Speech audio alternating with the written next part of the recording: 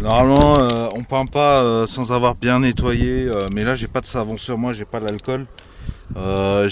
Puisque j'ai ça sous la main, je viens de couper, que le métal est nu, je vais mettre une couche. Mais il vaudrait mieux faire ça dans d'autres conditions. C'est juste que voilà, maintenant que je suis là, j'ai la bombe sous la main. Je vais mettre une couche sur le tranchant qui est nu.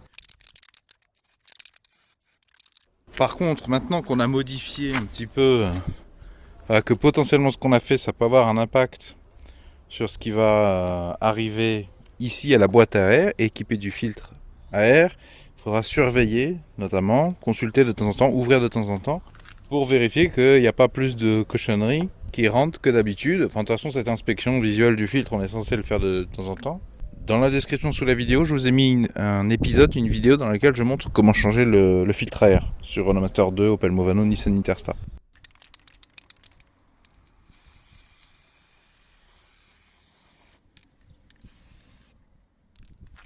Il y en a peut-être comme moi qui vont se demander, mais est-ce que tu n'aurais pas mieux fait de découper là la même chose que ça c'est ce qui va au pulseur d'air en fait, c'est l'air. Est-ce que tu devrais pas, ce serait pas plus facile de plutôt se brancher là, donc faire un système équivalent là, mais pour qui va vers l'admission.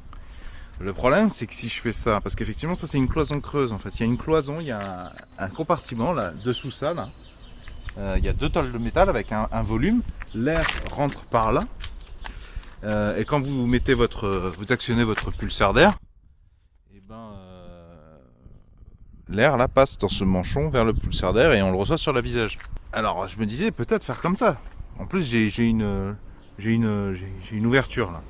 Sauf que non, je crois pas, parce que si tu branches l'admission de ton moteur là, c'est qu'on est quand même sur un 2 litres 5D qui n'a pas de turbo.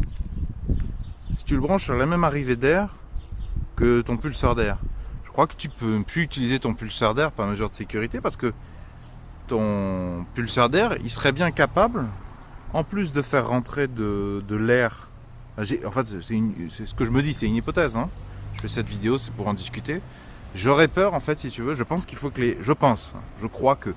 Je pense qu'il faut mieux deux arrivées distinctes parce que sinon, ton pulseur d'air, il pourrait bien refaire venir, en fait, de l'air qui est rentré là dans les tuyaux. Tu vois ce que je veux dire? Il pourrait y avoir une mise en compétition des deux succions avec des échanges qui seraient potentiellement malheureux. Parce que si tu t'envoies sur la tronche de l'air qui était déjà parti dans l'admission, bah bonjour quoi.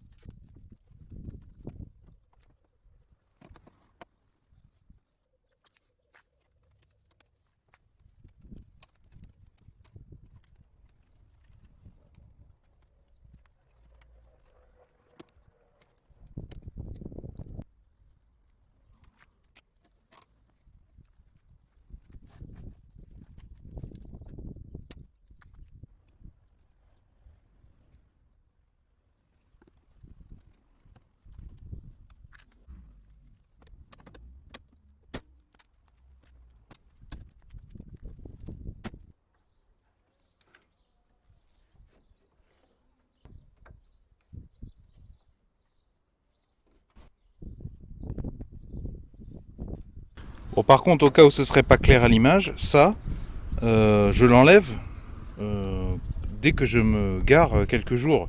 C'est que pour partir en voyage, quelques jours en dormant dans la camionnette. Hein. En ville, quand j'ai fini mon voyage, je laisse pas ça, hein, je l'enlève pour pas notamment qu'on puisse passer un levier ou un pied de biche pour me voler la batterie ou je ne sais quoi.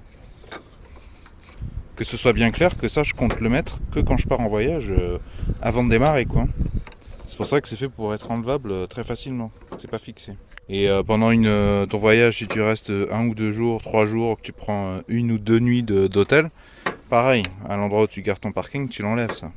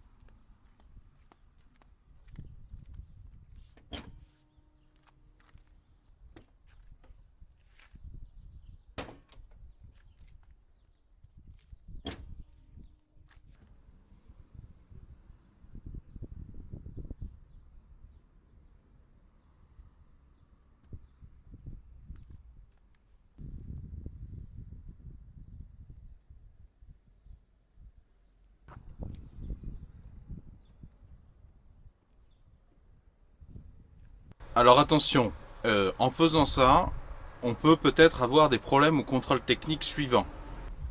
Donc je ne suis pas responsable si vous faites ça chez vous et que vous avez des problèmes au contrôle technique. Moi je le fais parce que c'est mon véhicule, que de toute façon je suis pas sûr qu'il passe, qu'il réussisse le contrôle technique. Il y a un ensemble de raisons qui font que je me dis que de toute façon, perdu pour perdu au prochain contrôle technique, je peux me permettre un sacré nombre de choses.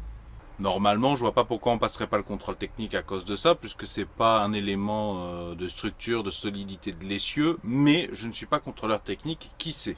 Ensuite, je n'ai aucune confirmation, je ne pourrais pas savoir si effectivement cette modification me permet de faire une économie de carburant.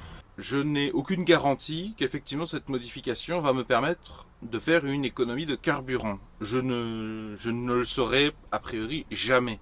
Pourquoi? Déjà, il me faudrait un appareil de mesure de la consommation de carburant, ou un moyen de le mesurer, j'y ai pas réfléchi, j'en ai pas particulièrement. Et en plus, il aurait fallu que ce moyen de mesurer, je l'utilise même en amont, pendant une longue période de temps, pour mesurer avant. Et ensuite, il faudrait au moins 1000 Renault Master 2 de cette année, de ce modèle. Il faudrait au moins 1000 conducteurs différents, 1000 véhicules différents pour avoir une tendance qui se dégagerait sur tous les véhicules avec cette modification. Et en plus, il faudrait que au moins ce millier de véhicules soient conduits par des conducteurs qui ne savent pas si cette modification a eu lieu sur le véhicule.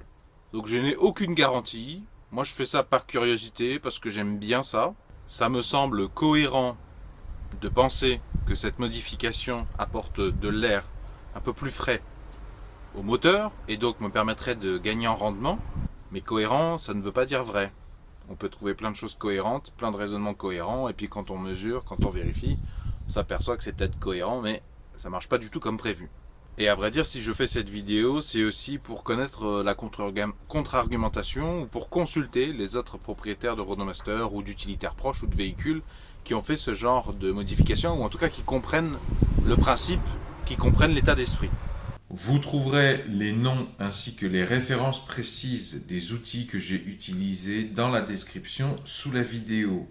Si vous avez apprécié cette démarche de partage de solutions, pouvez-vous mettre un pouce vers le haut, s'il vous plaît? Pouvez-vous mettre un j'aime? Si vous êtes propriétaire ou que vous avez la charge d'un Renault Master, je vous invite à écouter attentivement ce que je vais vous dire. Vont s'afficher à l'écran un rond, un rectangle ainsi qu'un carré. Le rond, vous cliquez dessus, ça vous abonne gratuitement à la présente chaîne YouTube. Le rectangle, si vous cliquez dessus, ça vous emmènera vers tous les épisodes de la thématique entretenir et réparer soi-même son Renault Master. Donc des vidéos que j'ai déjà publiées dans le passé.